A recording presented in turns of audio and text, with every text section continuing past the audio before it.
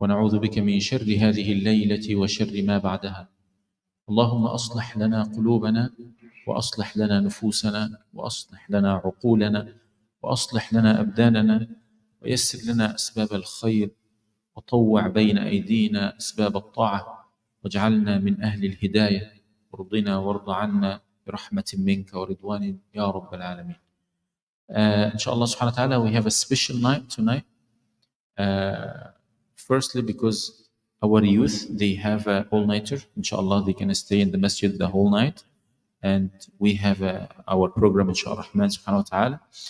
And secondly, as usual, as long as we're here, we have a khutbah reflection, or reflection of a khutbah, whatever you can translate what I wanted to say.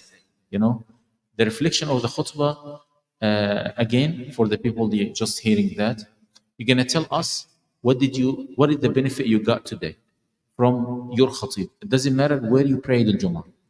The matter if you get benefit or not. If you have a comment, if you have if you didn't receive whatever you expected, but you didn't find it. If you are the khatib, what are you going to add for the topic the sheikh talked about? The main reason behind the khutbah reflection is just breaking the ice between you and the audience, as we are trying to do to prepare the khutbah, the speakers. You know, whenever you're going to sit and talk to the people, you are breaking your ice. Even if you're going to say like 2 words, 3 words. And think, inshallah subhanahu wa ta'ala, we're going to start with Brother Muhammad Susi, 5 minutes. Do we have a stopwatch? اوكي اتفضل. بسم الله. مفيش حاجه في 5 minutes، بيشتغل على 20 وانت طالع. اتفضل. الرحمن يا الله يجزيك الخير. اتفضل.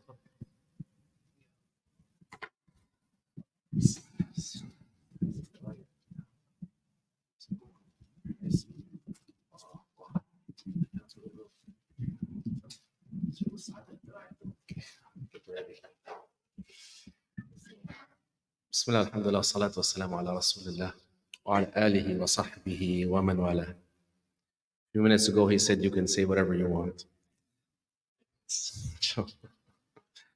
Funny, I want to remind you inshallah ta'ala. اللهم ربي اشرح لي صدري ويسر لي أمري واحلل عقدة من لساني يفقهوا قولي.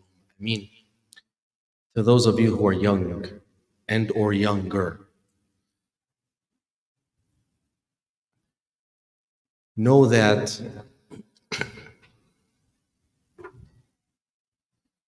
subhanallah, you've been given a great opportunity living in this country, learning the things that many people are dying to learn, having at your fingertips opportunities that most are willing to do the impossible for. As I have teenage boys that I talk to all the time, I want to tell you there are 3 types of people. There are those who make things happen. There are those who sit and watch what happened. And there are those who say, what happened? Please don't be of the latter. Please, don't be of the latter. Don't be alive with us and say what's going on around me. هناك من يصنع الحدث، هناك من يشاهد الحدث، وهناك من يقول ماذا حدث. لا تكن من الذين يقولون ماذا حدث. You have everything at your fingertips. The point I want to make is all of us know or should see, depending on how old you are, your weaknesses and your strengths. Capitalize on your strengths and work on your weaknesses. There's some people, mashallah, they can go to the gym and work out for 2 weeks and khalas, you already see everything in its place. And people who work out for 10 months and you can barely see any development on their body. وَكُلٌّ مُيَسَّرٌ لِمَا خُلِقَ لَهُ. Each one of us has been facilitated to that which Allah has created them for. But يقول ابن القيم رحمه الله إنما تصلح الرياضة في نجيب. that performance and hard work will find their way for those who persevere, for those who are hard workers. And I tell my children as well, hard work will always beat talent that is lazy. Hard work will always beat lazy talent. Every time. It's consistency. But doing a little bit, finding what your weakness is, and take it from 20 to 30 to 40 to 60 to 70. You can be at 80%. Once you exceed 80% of your weakness, you're going to give up on your strengths. So khalas, whatever your weakness is, stay between 70 and 80. Don't exceed it because it's هيكون على حساب strength بتاعتك. It's going to take away from your strengths. Your strengths should always be above 95 to 100%. You should always perfect those. Your strengths, you work on them all the time, and it's easy for you to do them. Like someone who used to arm wrestle, and he was a truck driver. How did he take advantage of his strength building? He had a machine that he pulled on while he was driving all day. He was already sitting. All he needed is his arm. فيوم كامل جالس, and he's doing this. So take advantage of your strengths. You can do them anywhere. Your strengths, they don't need a lot of time and effort. They just need you to be a little creative to work on them. Like we see a lot of the shabab, لو صلاة الفجر, or if the salat is lengthy, they start to dance. They can't, their back hurts, their heels hurt. They can't make proper sujood. They have to bend their knees. You can't bend your knees if you're under 60. 60 and above, خلاص. Bend the knees بتاعتك زي ما انت عايز. If you're a grandfather, خلاص. If you're not a grandfather, you shouldn't bend your knees. You should fix your flexibility. Because it only gets worse. دي حاجات صغيرة. These are little things, but these little things are based on our mindset. The mindset. So my reminder, I won't take long, inshallah ta'ala, 2 more minutes, is the reflection for the Sheikh today when he said, منكم من يحب الدنيا منكم من يريد الدنيا ومنكم من يريد الآخرة في سورة الأنفال. That the Sahaba radiallahu anhum, he said, we did not know. ما كنا نعلم أن فينا من يريد الدنيا. Allah subhanahu wa ta'ala says in the Surah Al-Anfal, in the battle of Badr, he said, from amongst you are those who came for the sake of Allah, and there are those who came for the sake of the dunya, the spoils.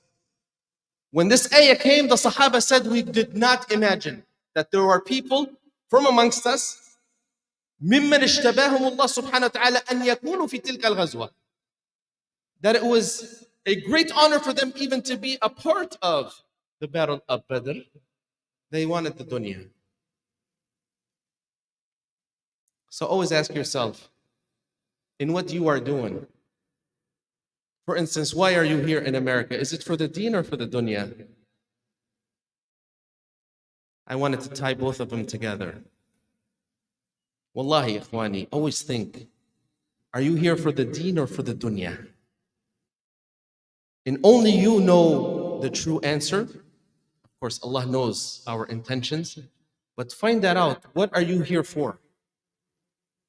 Whether it's on this dunya or in America in particular, for those of us who live here. And I think I'm done, inshallah ta'ala. Jazakum Allah khair. Subhanakallah wa bihamdik, nashhadu an la ilaha illa anta, nastaghfiruka wa atubu ilayk. Jazakum.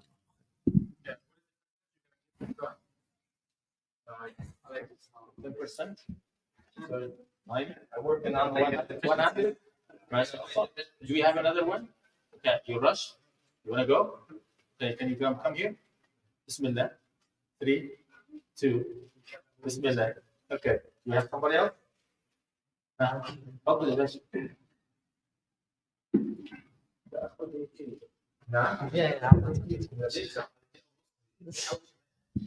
Assalamu alaikum wa rahmatullahi wa barakatuh. Today I attended a khutbah by my dear brother Enes, and the khutbah topic, it might seem, that we might have heard it before, live in the moment.